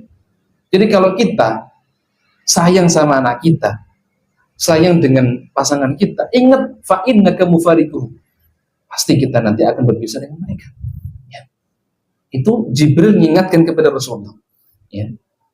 Jibril ingatkan lagi, wa'mal ma syi'ta fa innaka majzi'u bih. Silakan kamu kerjakan, Muhammad, kerjakan apa yang kamu mau kamu kerjakan. Silakan kerjakan yang mau kamu kerjakan. Fa innaka majzi'u bih. Ingat satu saat nanti kamu itu akan dibalas dari apa yang kamu kerjakan. Kalau kamu berbuat buruk, dibalas dengan keburukan. Kalau kamu selama ini baik, dibalas dengan kebaikan. Ya. Ini Jibril mengingatkan kepada Nabi Sallallahu Alaihi Wasallam. Poin yang keberapa ini? Yang kedua. Sekarang yang ketiga. Nah, di antara sebab-sebab yang bisa membuat orang itu mendapatkan husnul khotimah adalah bersegera untuk bertobat. Segera untuk tobat, Bapak yang Allah Ta'ala muliakan. Kita tahu bahwa kita itu orang yang banyak maksiatnya. Banyak sekali. Bahkan Rasul mengatakan kullu bani Adam khata'un. Khata' itu kan siga mubalaghah. Ya. Siga mubalaghah yang artinya itu menunjukkan sesuatu yang banyak. Rasul mengatakan kullu bani Adam khata'. Setiap anak Adam itu banyak salahnya. Wa khairu khata'in at-tawwabin. Dan sebaik-baik orang yang dia berbuat salah adalah orang-orang yang bertobat. Jadi Rasul mengingatkan kita kalau kita banyak maksiatnya, banyak salahnya. Ustaz, saya selama ini sering ikut kajian, Ustaz, maksud saya maksiat, Ustaz. Ya Allah, Bu, Pak, ya, kita ini di zaman yang banyak fitnahnya nih, fitnah syahwat, fitnah syubhat, ya. Kita mau berangkat kajian saja itu kadang diuji oleh Allah. Yang sepeda motor, baru 5 langkah keluar dari rumah, ya masuk jalan, itu sudah disuguhi dengan pandangan mungkin wanita yang nggak menutup aurat, ya, atau mungkin laki-laki yang tidak menutup aurat. Kadang kita mungkin disuguhi dengan lagu-lagu, musik-musik, ya, yang kadang tanpa sadar kita juga ikut mendengarkan seperti itu, ya. Enggak, Ustaz, saya nggak mendengarkan, Ustaz. Coba silakan kalau kita buka HP. Buka HP ini kan kita pengen lihat video, ya. Mungkin videonya video berita, tapi kadang ada musik-musiknya. Kita pengen dengar ceramah kajian, pengen melihat video ceramah kajian, tapi kadang ada iklannya, iklan perempuan joget-joget, ya. Padahal niatnya pengen dengerin kajian, ya. Karena subhanallah, ya, sekarang zaman fitnah, ya, fitnah syubhat, fitnah syahwat. Makanya Allah bahkan mengatakan dalam satu hadits qudsi. Dalam satu hadits qudsi Allah mengingatkan, ya ibadi innakum tukhti'una fil laili wan nahar. Wahai hamba-hambaku, kalian itu banyak salahnya. Tukhti'una fil laili wan nahar. Banyak salah baik itu siang hari ataupun malam hari. Banyak salahnya kita, Bapak. Wa ana aghfiru dzunuba jami'an. Dan aku akan mengampuni semua dosa. Fastaghfiruni aghfir lakum. Maka mintalah ampun kalian kepadaku, aku akan ampuni kalian. Nah, kalau kita sudah tahu kita itu banyak maksiatnya, kita itu banyak dosanya, harusnya kita juga harus sadar bahwa kalau kita pengen dihapus dosa-dosanya, maksiatnya, ya kita harus tobat, ya, kita harus bertobat kepada Allah Subhanahu wa Ta'ala, ya. Jangan sampai kemudian kita sudah tahu kalau kita banyak maksiatnya, kemudian kita ya sudah ngatat, kita sudah banyak maksiat, Ustaz, tidak terkena banyak maksiat. Jangan, ya, kita harus berusaha untuk mencari cara bagaimana dosa-dosa kita agar dihapuskan oleh Allah Subhanahu wa Ta'ala. Jadi segera bertobat, jangan ditunda. Karena tobat itu, Pak Bu, itu adalah wajib alal faur. Kewajiban yang sifatnya itu alal faur. Alal faur itu apa, Pak Bu? Alal faur itu wajib untuk disegerakan. Jadi kewajiban yang perlu untuk disegerakan. Jangan ditunda-tunda. Ya. Misalkan tadi nunda tobat, kalau nanti saya tunggu tobatnya kalau sudah umrah dulu, Ustaz. Atau kalau saya sudah haji, Ustaz, ya. Atau kalau umur saya sudah 40 tahun, Ustaz. Atau kalau umur saya sudah 60 tahun, Ustaz. Atau kalau saya sudah punya cucu, Ustaz. Atau nanti kalau saya pulang ke rumah, Ustaz, nanti saya baru tobat, Ustaz. Jangan. Karena kita tidak tahu kita matinya kapan. Ya, bisa jadi keluar dari majelis ini Allah takdirkan, ya, dengan takdir, ya, yang di luar perkiraan kita, Allah wafatkan kita, misalkan mungkin betul, mungkin Ya. Jadi sekali lagi taubat itu adalah wajib alal faur, kewajiban yang harus disegerakan. Makanya Allah di dalam surat Ali Imran 133, ya, Allah mengatakan wasari'u ila magfiratin mir rabbikum wa jannatin ardhuha samawati wal ardh u'iddat lil muttaqin. Kata Allah, dan bersegeralah kalian menuju ampunan Allah. Jadi di sini Allah menggunakan fi'lul amri, menggunakan kata kerja perintah. Sari', bersegeralah kalian ila magfiratin, menuju ampunan Allah. Jadi kita disuruh untuk segera bertobat. Ya. Jangan ditunda-tunda. Ya. Jangan ditunda-tunda. Dan Bapak Ibu yang Allah Ta'ala muliakan, taubat itu bukan hanya sekedar Allah Ta'ala perintahkan untuk orang-orang yang melakukan perbuatan al-kabair, dosa-dosa besar, tidak. Ya. Kita itu diperintahkan oleh Allah, diperintahkan oleh Rasulullah untuk istighfar, taubat.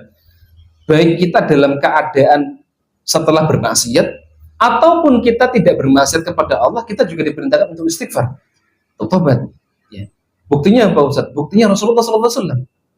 Rasul itu, beliau kan sudah dijamin oleh Allah memiliki sifat maksum, terhindar dari dosa dan maksiat. Tapi coba perhatikan perkataan Nabi. Rasul mengatakan begini, Pak. Ya ayuhan nas, tubu ilallah fa inni astaghfirullah wa atubu ilaihi fil yawm aktsar min 70 marrah. Kata Nabi sallallahu alaihi wasallam, wahai orang-orang yang beriman, bertobatlah kalian, wahai manusia, bertobatlah kalian kepada Allah. Sesungguhnya aku beristighfar kepada Allah dan bertobat kepada Allah setiap hari, kata Nabi, aktsar min 70 marrah, lebih daripada 70 kali. Dalam riwayat yang lain, mi'ata marrah, 100 kali. Coba bayangkan, Rasul yang beliau itu sudah dijamin maksum, terhindar dari dosa dan maksiat, dijamin masuk ke dalam surga, beliau saja masih menyempatkan diri setiap hari istighfarnya minimal 70 kali, atau dalam riwayat yang lain 100 kali. Abdullah bin Umar, itu beliau pernah coba memperhatikan Rasul itu kalau lagi di majelis ilmu istighfarnya berapa kali. Nah, sama seperti kita nih, kan kita lagi bermajelis, berapa kali yang dibaca Nabi istighfar. Abdullah bin Umar pernah ngitung itu. Ternyata Abdullah bin Umar, beliau menghitung Rasul itu di dalam satu majelis bisa istighfar sebanyak 100 kali. Bahkan beliau mencatat yang dibaca Nabi apa. Rasul baca Rabbi ghfirli wa tub ilayya innaka antat tawwabur rahim. Rabbi ghfirli wa tub ilayya innaka antat tawwabur rahim, sampai 100 kali. Ya. Coba bayangkan, di majelis ilmu kan dalam kondisi baik nih, dikelilingi oleh para malaikat bersama dengan orang-orang soleh, solehah insya Allah. Tapi ternyata Rasulullah masih menyempatkan diri untuk beristighfar. Nah, kalaulah Nabi yang sudah dijamin masuk ke dalam surga, beliau masih menyempatkan diri untuk istighfar, tobat, harusnya kita yang maksiatnya banyak, dosanya banyak, belum tentu masuk ke dalam surga. Harusnya kita lebih sering istighfar, harusnya kita lebih sering bertobat kepada Allah Subhanahu wa Ta'ala. Jadi sekali lagi, jangan tunda tobat, segera kita bertobat kepada Allah. Para ulama mengatakan al-mubadarah ila taubah minad dzambi fardun 'alal fawr. Segera untuk bertobat itu adalah wajib 'alal fawr atau fardun 'alal fawr. Wajib yang harus dilakukan dengan segera, seperti itu. Ini poin yang berapa? Yang ketiga. Sekarang yang terakhir. Poin yang keempat. Bagaimana caranya supaya kita bisa istiqomah, bisa mati dalam keadaan husnul khotimah? Yang keempat, berdoa, Pak Bu. Berdoa kepada Allah agar bisa mendapatkan husnul khotimah. Ya. Berdoa kepada Allah agar bisa mendapatkan husnul khotimah. Jadi sekali lagi, doa itu adalah senjatanya orang-orang mukmin. Dan doa itu bisa merubah sesuatu yang mustahil menjadi mustahil. Kalau kita selama ini merasa aku banyak maksiatnya, Ustaz, apakah mungkin saya bisa mati dalam keadaan husnul khotimah, Ustaz? Ya sudah, sekarang taubat. Sekarang taubat, husnudzon kepada Allah, karena innallaha, kata Allah, ana inda abdi dzanni bi, ana inda dzanni abdi bi, Saya itu, kata Allah, sesuai dengan prasangka hamba. Indon nabi khairan falahu, wa indon nabi syarran falahu. Kalau hambaku berprasangka baik kepadaku, falahu, maka baginya kebaikan. Wa indon nabi syarran falahu. Kalau hambaku berprasangka buruk kepadaku, ya sudah, baginya juga keburukan. Jadi kita taubat, husnudzon kepada Allah, dan berdoa minta sama Allah, ya. Jadi doa itu merubah yang mustahil menjadi mustahil, sesuatu yang tidak mungkin menjadi mungkin. Dan doa itu, Pak Bu, itu bentuk ketundukan kita, kerendahan diri kita di hadapan Allah. Kenapa? Karena kita masih merasa, karena kita kalau doa itu kan minta sama Allah, berarti kita butuh sama Allah. Makanya banyak para ulama yang mengatakan orang yang dia nggak pernah doa itu orang yang sombong. Ya, kenapa? Karena dia merasa apa yang dia inginkan itu bisa terwujud sesuai dengan kemampuannya, atau terwujud karena hasil usahanya sendiri. Tapi kalau kita berdoa kepada Allah, minta sama Allah, seakan-akan kita itu adalah orang yang butuh kepada Allah. Nah, orang yang dia merendahkan dirinya di hadapan manusia tidak baik. Tapi kalau ada seorang muslim, dia merendahkan dirinya di hadapan Allah, ini kebaikan. Ini bedanya kalau kita merendah di hadapan orang dan merendah di hadapan Allah. Kalau kita merendah di hadapan Allah, Allah justru akan senang kepada kita, Pak Bu. Ya, Allah akan senang kepada kita. Nah, di antara bentuk ketundukan kita kepada Allah adalah doa, minta sama Allah. Tadi sudah kita ajarkan, kita sampaikan bagaimana para nabi, bagaimana orang-orang soleh terdahulu, mereka saja doa loh. Mereka minta sama Allah supaya diberikan husnul khatimah. Ya, apalagi kita yang harusnya kita itu jauh lebih banyak doanya minta husnul khatimah. Rasulullah SAW, beliau itu mengistiqomahkan diri untuk berdoa kepada Allah supaya diberikan sabat, ya, supaya diberikan keteguhan hati, agar hatinya itu nggak berbolak-balik. Ya, ini penting ini. Kenapa? Karena hati bahasa Arabnya apa, Pak? Kolbun. Kolbun itu artinya kan sesuatu yang berbolak-balik. Itu kolbun itu. Kolbun hati artinya itu kan sesuatu yang berbolak-balik. Makanya hati seorang mukmin itu gampang banget berbolak-balik. Hari ini kita, pagi ini kita ketawa-ketawa, tapi tidak bisa menjadi jaminan sore nanti kita tetap ketawa. Hari ini kita senang sama orang, pagi ini kita senang sama orang, tapi tidak bisa menjadi jaminan kalau siang nanti kita masih senang sama dia. Kita datang ke majelis ilmu, majelis taklim seperti ini, datang mungkin ikhlas, ya, semangat, tapi tidak bisa menjadi jaminan apakah nanti di tengah-tengah taklim atau di akhir taklim kita tetap ikhlas, tidak bisa menjadi jaminan. Karena tadi hati manusia itu mudah berbolak-balik. Makanya salah satu di antara doa yang sering sekali diminta sama Nabi, Rasul itu sering berdoa kepada Allah, Allahumma ya muqallibal qulub, tsabbit qalbi ala dinik. Ya Allah, zat yang maha membolak-balikan hati, tsabbit qalbi ala dinik. Teguhkanlah atau tetapkanlah diriku, hatiku di atas agamamu. Nah, saking seringnya Rasul baca doa ini sampai Ummu Salamah itu kemudian bertanya kepada Rasul, ya. Ummu Salamah mengatakan, ya Rasulullah, ma aktsara du'ai Allahumma ya muqallibal qulub tsabbit qalbi ala dinik. Ya Allah, ya Rasulullah, betapa sering Anda itu baca doa Allahumma ya muqallibal qulub tsabbit qalbi ala dinik. Maka Rasul mengatakan, ya Ummu Salamah, wahai Ummu Salamah, innahu laisa adamiyun illa wa qalbuhu baina isba'aini min asabi'ir rahman. Kata Nabi sallallahu alaihi wasallam, wahai Ummu Salamah, sesungguhnya yang namanya hati manusia itu berada di antara dua jari jemarinya Allah. Ya. Faman syaa'a aqama wa man syaa'a azaa. Barang siapa yang Allah kehendaki dia bisa istiqomah, teguh, maka dia akan istiqomah dalam keimanan. Tapi kalau Allah berkehendak dia itu azal, dia itu tergelincir, sesat, ya sudah dia sesat. Ya. Makanya kita minta kepada Zat yang maha membolak-balikan hati supaya Allah memberikan keistiqomahan untuk kita semua. Ya. Kalau kita bisa istiqomah dalam kebaikan sampai kita mati dan meninggal dalam keadaan baik, berarti meninggalnya kita dalam keadaan husnul khatimah. Ya. Jadi berdoa kepada Allah. Bagaimana doanya Ustaz? Ya, mau berdoa pakai bahasa Arab silahkan, Mau berdoa pakai bahasa Inggris ya monggo silakan. Kalau jenengan bisa pakai bahasa Cina ya silakan, bahasa Jawa juga silakan, ya. Atau doa-doa yang diajarkan oleh Nabi Sallallahu Alaihi Wasallam. Ya, misalkan Nabi Sallallahu Alaihi Wasallam tadi berdoa kepada Allah, ya, mengajarkan kepada para sahabatnya, Allahumma inni a'udzubika an amuta fi sabilika mudbiran wa a'udzubika an amuta ladhiqan. Ya. Rasul berdoa kepada Allah, ya Allah, aku berlindung kepadamu dari mati dalam keadaan berpaling dari jalanmu, mati dalam keadaan maksiat. Ya.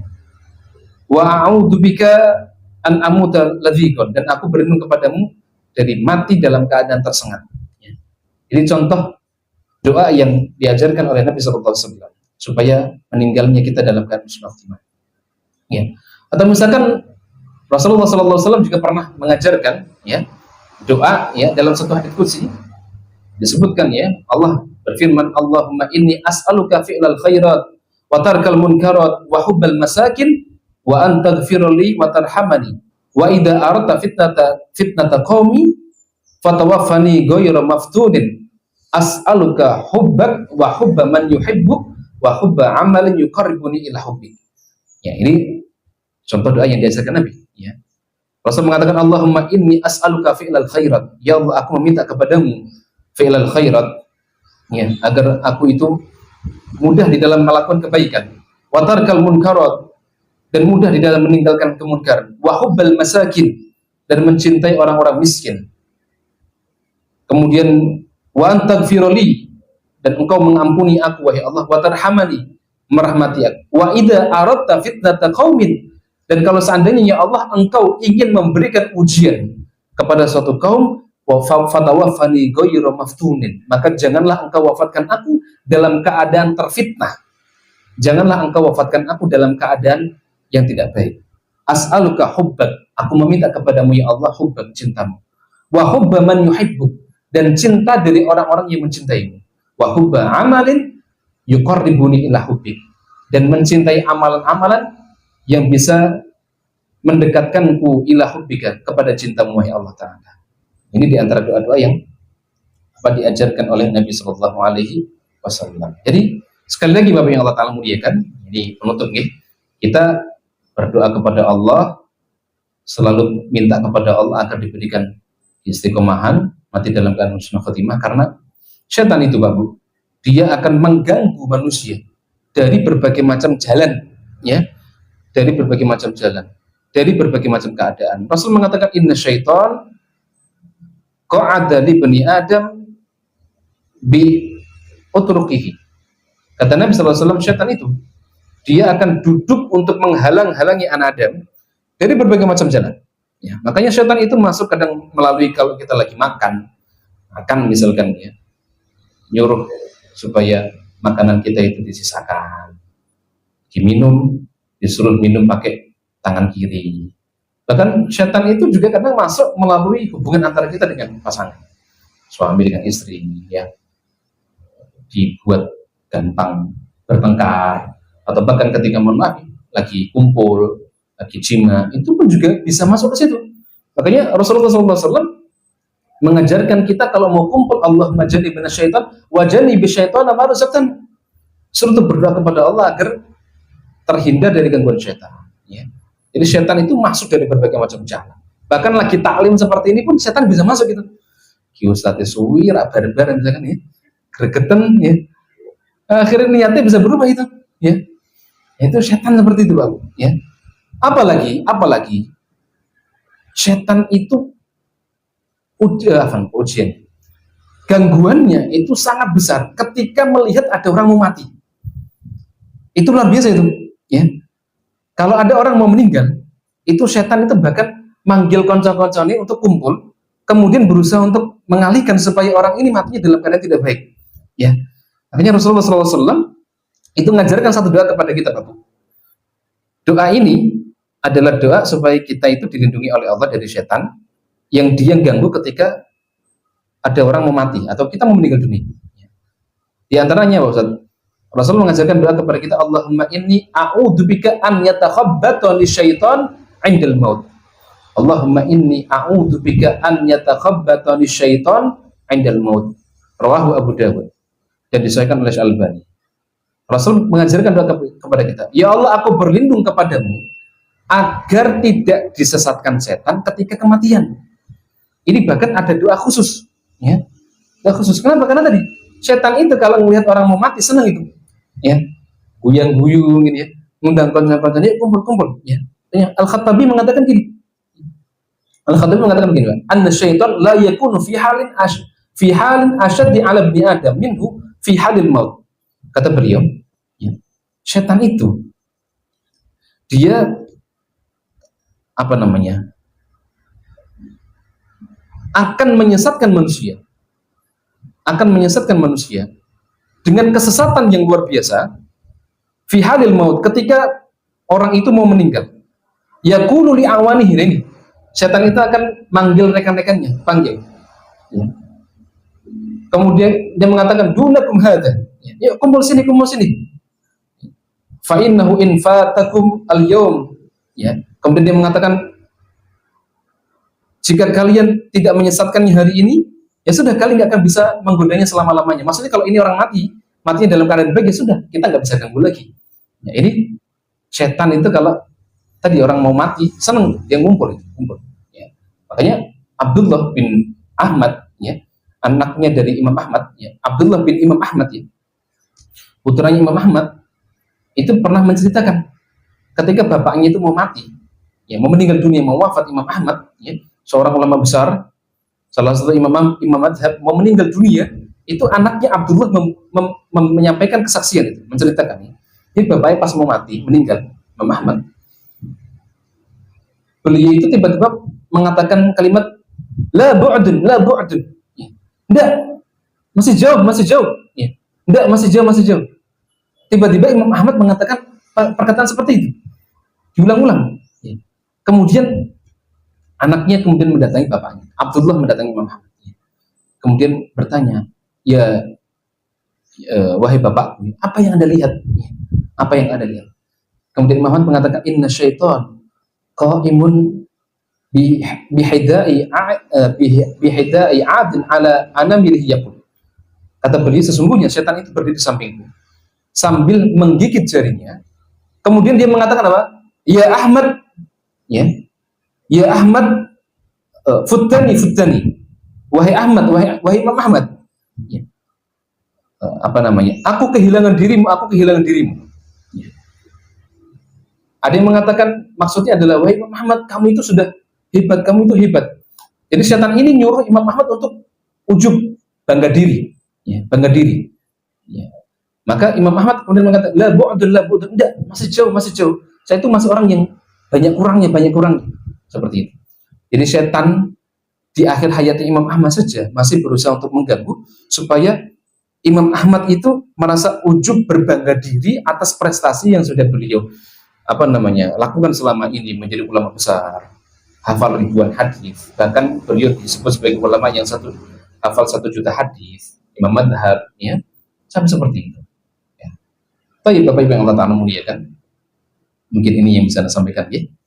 Ini diantara hal-hal yang barangkali bisa kita renungkan supaya kita itu mendapatkan rezeki dari Allah, bisa mendapatkan husnul khatimah, ya, dan dijauhkan dari su'ul khatimah. Allah Ta'ala bisawab. Cukup? Insyaallah tidak ada pertanyaan.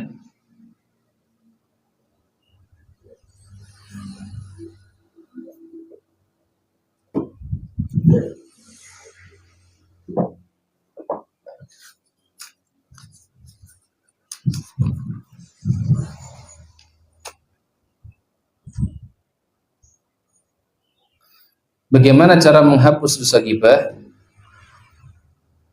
dan dosa ghibah ditebus dengan apa? Yang kedua, bagaimana cara agar manusia dapat mengingat kematian? Ya. Tapi yang pertama, bagaimana cara menghapus dosa ghibah? Kalau yang dighibahi, yang dirasani, yang dibicarakan itu berkaitan dengan kehormatan seorang muslim, kita wajib untuk meminta ridhonya selama mampu untuk minta supaya dimaafkan, ya, minta untuk dimaafkan. Misalkan kita pernah memfitnah, ghibah plus fitnah, ya sudah, kita berusaha untuk mendatangi orang yang kita fitnah, kemudian kita minta maaf, ya, kita minta maaf. Dan kalau seandainya fitnah itu sudah terlanjur tersebar, ya kita juga berusaha untuk ikhtiar bagaimana caranya supaya fitnah itu bisa ketarik, meskipun kalau fitnah sudah keluar, ya sudah, susah untuk balik, ya. Tapi kita berusaha untuk meluruskan, ya,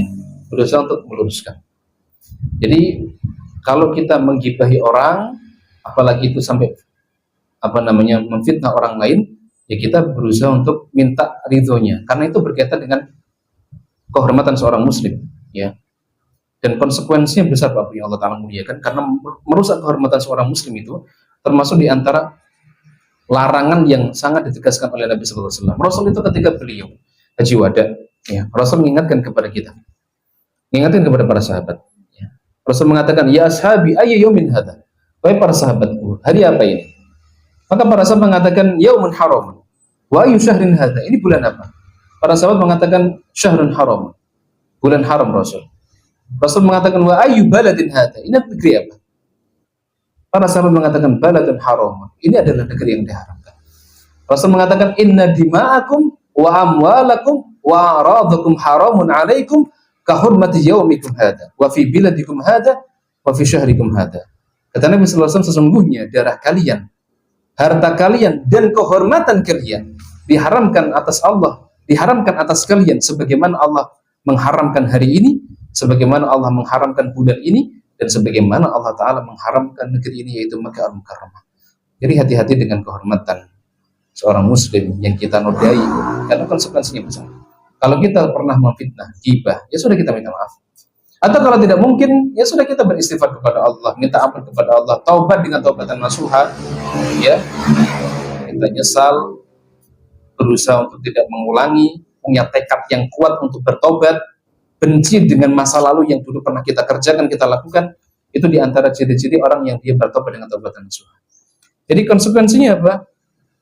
Tebusannya bagaimana? Tebusannya kalau kita bisa meluruskan fitnah tadi, bisa menghilangkan fitnah, kita berusaha untuk menghilangkan fitnah, ya. Kemudian bagaimana cara agar kita dapat mengingat kematian? Caranya dibaca dalil-dalil yang menunjukkan bahwa kematian itu merupakan sebuah kepastian, ya.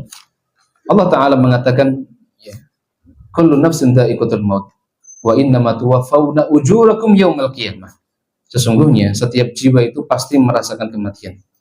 Wa innama tuwaffawna ujurakum yaumal qiyamah. Dan Allah akan membalas apa yang kalian kerjakan, pahala untuk kalian nanti pada hari kiamat.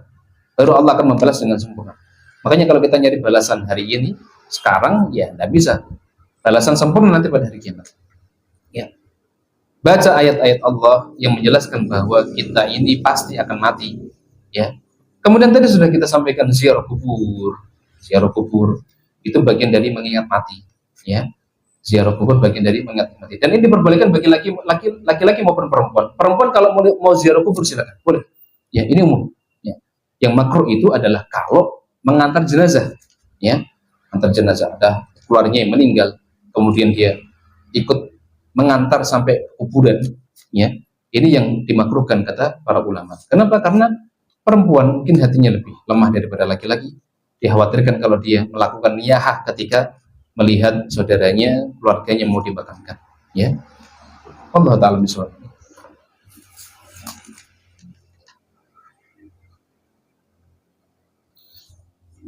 Apakah ada tanda-tanda seorang mati dalam keadaan husnul khotimah, Ustaz? Ya, ada beberapa tanda-tanda, ya, orang itu meninggal dalam keadaan husnul khotimah, ya.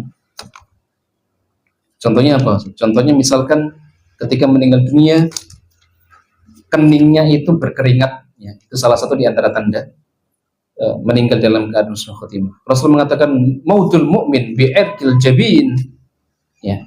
Rasul ketika menjelaskan tentang orang mukmin yang mukmin meninggalnya dalam keadaan mukmin, Rasul mengatakan mautul mukmin bi'irqil jabin. Kematian seorang mukmin itu dengan keringat yang ada di kening. Ya, keringat yang ada di kening. Atau misalkan contoh yang lain, meninggal pada hari Jumat, ya, malam Jumat atau di hari Jumat siang harinya, ya. Rasul mengatakan ma min muslimin yamutu yaumal jum'ah aw lailatal jum'ah illa waqahullahu ta'ala fitnatal qabr. Seorang muslim yang meninggal pada malam Jumat atau hari Jumat, melainkan Allah akan menjaganya dari fitnah atau siksa kubur, ya, atau meninggal dalam kondisi tertimbun reruntuhan, ya, atau perempuan yang dia meninggal dalam keadaan nifas, ya, atau sedang hamil, atau meninggal dalam keadaan terbakar, ya, atau meninggal dalam keadaan syahid, ya, mati di medan perang, ya, begitu, atau meninggal dalam keadaan melakukan amal soleh, ya, misalkan apa lagi puasa sunnah misalkan, atau lagi baca Quran, atau lagi ngisi pengajian, itu contohnya, contoh meninggal dalam keadaan husnul khotimah. Dan sebaliknya, kalau misalkan ada orang yang dia matinya dalam kondisi dia maksiatnya, itu salah satu di antara tanda dia mati dalam keadaan husnul khotimah, ya, husnul khotimah. Ya. Dulu banyak video beredar, ada orang lagi joget-joget itu, karaokean, kemudian mati, ya. Naudzubillah, ya. Ada orang yang lagi zina, ya, mati, ya. So, saya pernah dapat cerita ada orang yang lagi keplak itu, lagi main judi itu, ya, mungkin kaget kalah terus mati, ya, seperti itu. Ini diantara tanda-tanda. Ya. Bagaimana kalau doa yang dibaca Ustadz ditulis kemudian dibagikan, Ustadz? Jamaah. Insya Allah nanti, ya. Insya Allah nanti tolong diingatkan. Di akhirat kita masing-masing bertanggung jawab atas amalan sendiri-sendiri. Sewaktu di dunia, di akhirat kita masing-masing bertanggung jawab atas amalan sendiri. Sewaktu di dunia, sehingga anak tak kenal ortu dan sebaliknya. Juga saudara-saudara kita. Tapi ada juga anjuran kita di dunia, banyak-banyak berkumpul dengan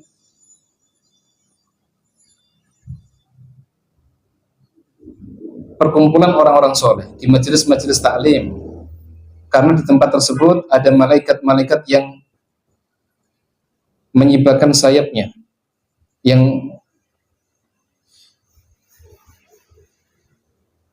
maaf ya, tulisannya mohon maaf ya, biar saya agak susah bacanya, mungkin saya ini Bu yang agak, ini pertanyaan yang mana ini? Soal 3 kertas Bu, ya. Di majelis